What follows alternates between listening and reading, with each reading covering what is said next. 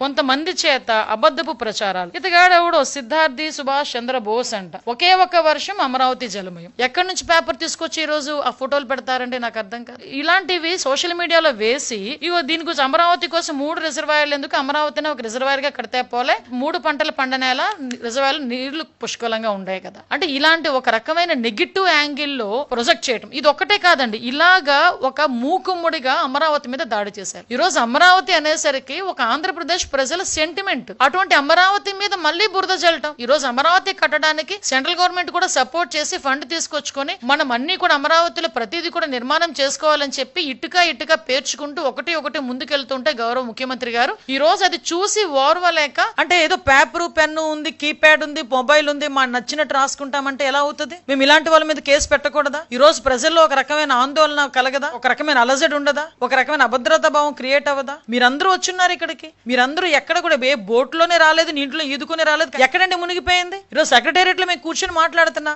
Secretariat మునిగిపోలేదు, మరి అమరావతి మునిగిపోయింది ఇలాంటి ఫేక్ ప్రచారాలు చేసినప్పుడు ఎలాగ ఈ రోజు పేపర్లోని గట్ట కొంతమంది రాస్తున్నారు? నేను అందరి మీడియా వాళ్ళ గురించి మాట్లాడలే, స్పెసిఫిక్ గా కొంత మీడియా ఏం జరుగుతుందంటే ఒక బురద జల్లే కార్యక్రమం మీదే ఉన్నారు.